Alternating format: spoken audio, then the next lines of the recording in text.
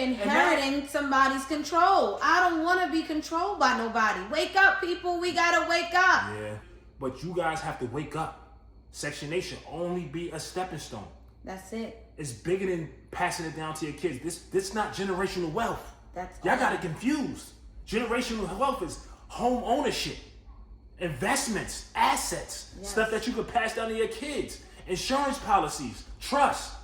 Y'all have to understand these things. Stocks, bonds, mutual funds. That's generational wealth, not a Section 8 voucher. No. Know the difference, please. Y'all gotta think bigger.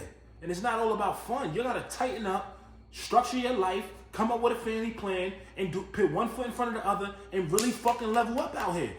What's going on, people? I'm Ferg. And I'm Lee. Just wanted to tell you guys, make sure you subscribe, hit the like button, leave a comment. Give us a thumbs up. Give us a thumbs up as well. We back with another one. It's Sunday. I'm rocking. We won. I'm happy. Can't complain. But we have to address unfortunately, the element in the room.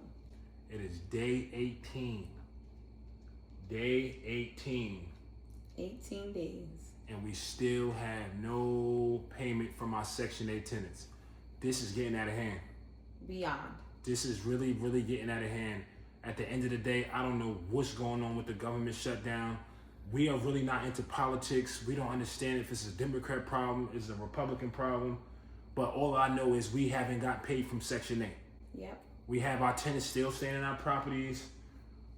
The communication is a little off. We've been reaching out to certain tenants. Yep. You know, they want to answer what they want to answer. We don't understand what's going on. We're trying to be understanding and we're trying to stay patient and we're trying to make it through this storm. We've been through many different facets in real estate as far as dealing with, you know, certain ups and downs, certain maintenance issues, holding on to a property for so long, not having a tenant in place, having to come out of pocket. But we never thought that we would be in a situation where Section 8 does not pay. No, I could have never foreseen this in a million years. This is a crucial time, and it's hard for everyone. I don't care who you are. It's hard on everyone right now. Like he said, you know, the communication has been up and down. Us and the tenants, emotions are high right now. No one knows what's going to happen. It's been 18 days. Yeah, this is getting out of hand. This is really getting out of hand. And I would love to say it's getting better, but it's not. It's not. It's getting worse. Yeah. And I didn't think that the government shutdown for one would even take this long. No. I'm thinking this is a 2-day event, 3-day event. I don't know if the government, Trump, you guys don't have no answers, DC, something has to happen. This is really, really getting bad now. Right now, the banks are still waiting on us to make payments. They say we have like a grace period after the 15th. They're still waiting on those payments. If they don't pay, what happens by the end of the month? I'm not sure. And as of yesterday, we got word that the government is no longer funding SNAP benefits. Yes. So this is mind blowing. Yeah, that's crazy. This is mind blowing. People got to eat. People got children. People got kids. I'm confused at that. Exactly. It's like they have to pick. You have to choose in this day and age. Yeah, it's like, do we have food stamps or do we have payment for housing? At the end of the day, right now, you need both. You need both. That's essential. People have to have a roof over their head. People have to eat. People are in these situations. Obviously, it's unfortunate. Every situation is, you know, individual based and stuff like that. We don't know people's stories and stuff like that. But at the same time, they already took away the payments to the landlords, and now they're taking away from SNAP from the actual people. So they don't have money to pay their rent. And it's right before Thanksgiving, the holidays. How cruel this doesn't can make you be? no sense. Yeah, the government. This is cutthroat. This is just straight cutthroat. And it's a tricky place. Yeah. At the end of the day, as investors, this government shutdown is really, really affecting us, and it's really getting out of control. It's so weird because the comments are saying so many different things, and we're getting all these mixed reviews. All we know is that this is our real life. This is the real situation we in. As far as the governmental stuff, we have no control over that. No. So that's not our problem. We are boots on the ground. We are in a situation where we have investment properties where we try to help out the affordable housing crisis in the United States, put our properties on assisted living programs to be able to help other people who are in an affordable housing crisis. So for us playing our part as people and trying to get back in that way, how are we suffering from that? How we have to feel the brink of that? Like, we trying to help. Well, we are trying to help, but I don't do get it. believe at some degree, help can be a hindrance or help can be I can see that. progression. I can see that. Yeah. I don't feel like staying on Section 8 forever is, going to progress you to anywhere. However, I wouldn't call for this though. I wouldn't just stop paying their rent. I wouldn't just pull the plug on their food stamp. You don't do that to people because people still are human at the end of the day. We are all a human race. However, I don't care if you have money, your money's up here, or if your money's down here. We are still human. We still have to survive. so my thoughts on this is, do we agree that Section 8 should be forever from a landlord perspective? No. I want to see my tenants grow. I want to see them come off Section 8 and I want to see them succeed, all be homeowners. However, on the other hand, I do appreciate being paid on time, the amount that I'm asking for, and putting out a good product. I just feel like right now we are in a crucial time and we're being controlled. We're being controlled by these governments. We got to get off these assistance, people. We have to. Yeah. Because these governments are controlling it. Now they're controlling your food. They're controlling how you eat. They're controlling your housing. What is there to do? You have to take back your time. We got to all think about time freedom. And I think we don't think as people is enough of that. No. We don't think enough in our of culture, time. we don't think about that. And it's unfortunate because coming from a place where I was a Section 8 baby, Section 8 is a hindrance. We a married couple. Section 8 want the man out the house. If you have a man in your house, they will cut your benefits. That is a horrible thing and a crazy position to be in because most women looking at it like, man, you can leave, which hinders the child because they don't have that father figure, but they okay with it because they'll receive more benefits, they'll receive insurance, and they'll receive all the government funding they possibly can if that man is not there.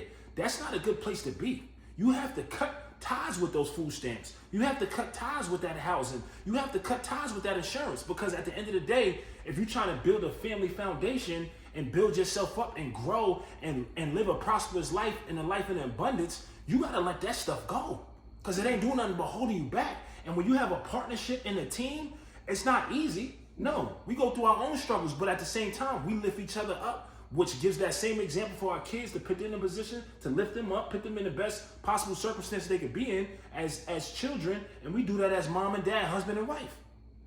Those programs are a hindrance. Yes, we are benefiting as landlords because we help in the crisis, but we don't really want our people to be in those situations. Life is more than that. Life is bigger than that. No. We come from that, so we know how it is. But at the same time, y'all gotta think bigger. And it's not all about fun. You gotta tighten up, structure your life, come up with a family plan, and put one foot in front of the other, and really fucking level up out here. We can't trust the government from the landlord side. No. So what makes you think you can trust them from the voucher side? They don't want you to have anything. This is a government They don't want you to contract. have nothing. You can't get a job making more money because then they'll take it away from you. You can't have a man in the house, they'll take it away from you. So it's so many stipulations here. We have to, as a people, rise up at some point. Section 8 is supposed to be a stepping stone. Yes. It is not a retirement plan. It's definitely not. So with that being said, get on your shit, stay on your shit, and be on some shit. And we not knocking it because we understand people go through hard times. God forbid, I hope we don't never, cross that bridge. But at the same time, like she said, it's supposed to be a stepping stone. That 2-year Section 8 criteria that they have in place, that might be a good thing. In 2 years, that's 24 months. You should have time to be able to do the research, educate yourself, put yourself in a position for your home ownership to be able to lead your family in the right direction. We cannot rely on this for a long-term plan.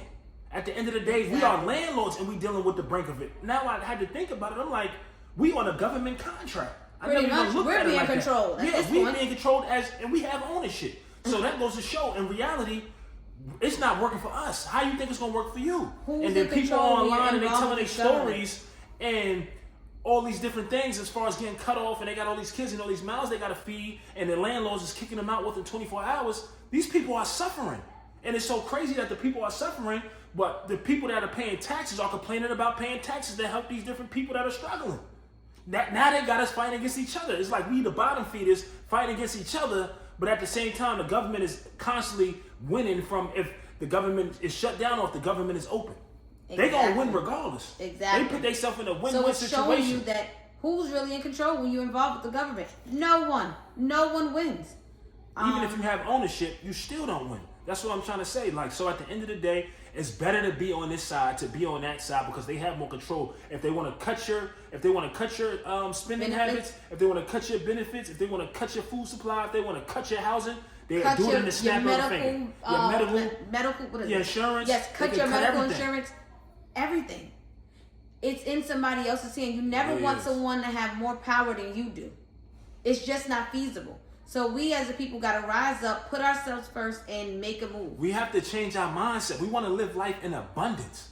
We don't want to rely on nobody out here. No. We need to look at starting creating businesses, getting good jobs, and putting ourselves in position. And then it really comes down to financial literacy. We need to be able to budget our money in a correct way. Yes. Again, we understand that this should be a temporary fix, but at the same time, we need to stop spending our money on BS out here and really lock in and come up with a family plan to further yourself as a family, as a whole, as a family unit. It makes the most sense. No, it's not easy. But it makes the most sense. It makes the most sense because you're able to live life in abundance. You can control your own time. You don't have to worry about the government cutting your SNAP and cutting your insurance. No, you have more control over that because now you're self-sufficient as a family unit. And then it's a better example for your kids. Most of these people out here have these vouchers for like 10 to 15 years.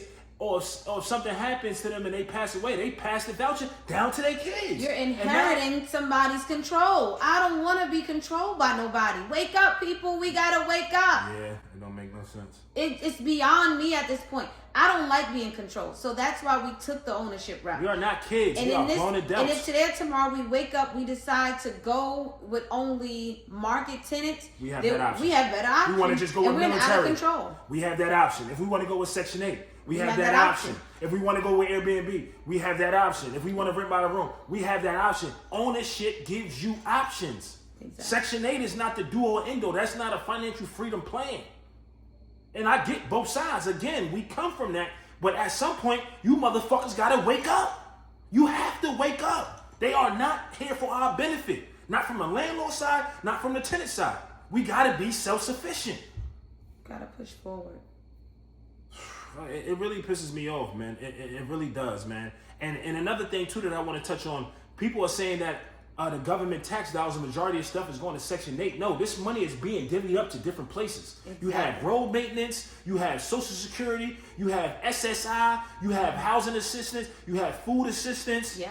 You have a lot Medicaid, you have Medicaid, you have all these different things. You have all these different things where this money is going, but we're just blaming it only on Section 8. No, it's not bigger just than going that. into Section 8, people. I know you hate Section 8, but the fact that you guys hate it so much is actually helping some of you too. So I don't understand. It's like a love-hate. Some of you are on Section 8 that are watching this.